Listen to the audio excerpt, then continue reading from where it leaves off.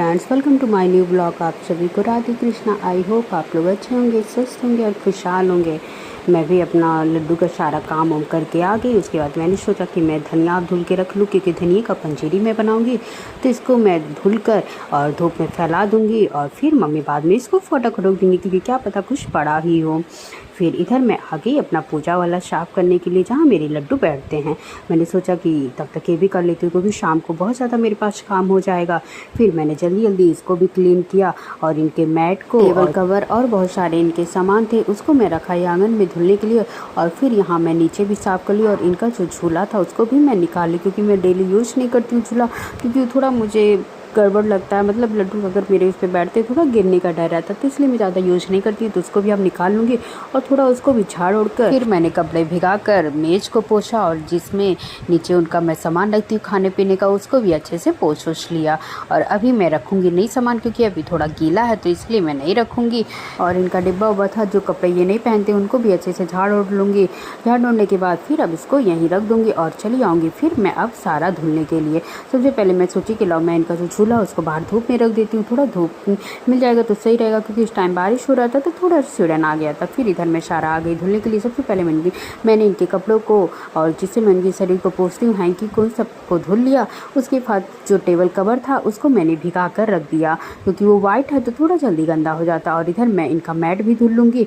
Mat और सारा धुलने के बाद फिर आ जाऊँगी मैं इधर सारा बाहर फैलाने के लिए। फिर मैं लड्डू का सिंहासन भी रख दूँगी बाहर सुखाने के लिए, क्योंकि थोड़ा बहुत पानी गिर जाता है तो वो भी सूख जाएगा, धूप निकला है। मैं आ जाऊँगी अपने लड्डू को सुलाने के लिए, उनको पानी पिलाकर उनके जो श्रृंगार को उतार कर फिर अब मैं उन्हें सुला दूँगी। उसके बाद मैं आ जाऊँगी कुछ खाने के लिए। मैंने सुबह से सिर्फ चाय और मूंगफली का दाना ही खाया था।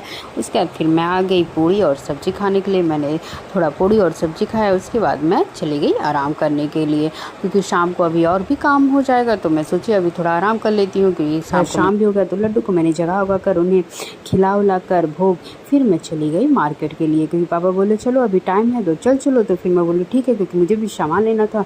तो मैं आ गई मार्केट में मैंने सबसे पहले उनका नज़रिया जो था वो भी बहुत ढीला था, बनवाने के लिए दिया, पर वो बोली अभी टाइम नहीं है, तो वो भी मना कर दी। और इधर मैं आ गई उनकी पैजनियाँ को बनवाने जो टूटी हुई थी। तो उन्होंने भी बोला कि वो है ही नहीं, तो मेरी पैजनियाँ भी नहीं बन पाई। अब तो मेरा मूड ही सारा ख़राब हो गया, क्योंकि मेरा कोई भी काम नहीं हो पाया। तब मैं क्या करती, फिर मैं आई कुछ सामान लिया, जैसे कि उनका आसन था वो मैंने न्यू लिया। और कपड़े तो मैंने पहले ही मंगवा लिए थे। देखिए कितने सुंदर सुंदर सिंहासन हैं और कितने सुंदर सुंदर किश्ती हैं। पूरा एकदम मार्केट पूरा सजा हुआ है, हर जगह जहाँ देखो वहाँ जन्माष्टमी की ही तैयारी हो रही है। उसके बाद मैं आ गई मिठाई की शॉप पे, क्योंकि मुझे मिठाई लेनी थी। तो मैं सोची ला पहले मिठाई ले लेती हूँ। मिठाई की दुकान थोड़ी दूर पे थी, तो फिर मैं गई वहाँ पे मिठाई ली। वैसे तो वो ज़्यादा वैरायटी रखे नहीं थे, बोले और तो बिक ही गया। और मुझे अब दूसरी दुकान पे अगर जाना रहता तो दूर था और ये रास्ते में ही था। तो फिर मैंने बोला ठीक है भाई, जो भी है वही दे दीजिए। तो फिर मतलब कुछ मैंने मिठाइयाँ ली। उसके बाद फिर अब मैं निकल आई घर के लिए, क्योंकि अब फिर मुझे घर पे भी तो तैयारी करनी ही थी। तो फिर मैं निकल आई घर के लिए। उसके बाद फिर मैंने सामान देखा अपना, कुछ ही मैं सामान लाई थी। पापा बोले अगर कुछ कम होगा तो बता देना, मैं लेते आऊँगा। और अब मौसम भी थोड़ा ख़राब लग रहा था, थोड़ी बूंदीबांदी हुई, पर बारिश तो ज़्यादा हुई नहीं। आगे मैं अपने घर पहुंच गई। उसके बाद मैंने हाथ पैर धोया। उसके बाद मैं चली गई किचन में और सारा काम करने। आप सभी को अगर ये मेरा ब्लॉग अच्छा लगा हो तो प्लीज़ लाइक सब्सक्राइब शेयर और कमेंट करना मत भूलिएगा। और आगे का ब्लॉग मैं आप लोगों को कल दिखाऊँगी कि कैसे मैंने अपने लड्डू का जन्मदिन मनाया। आप सभी को राधे कृष्णा, बाय बाय।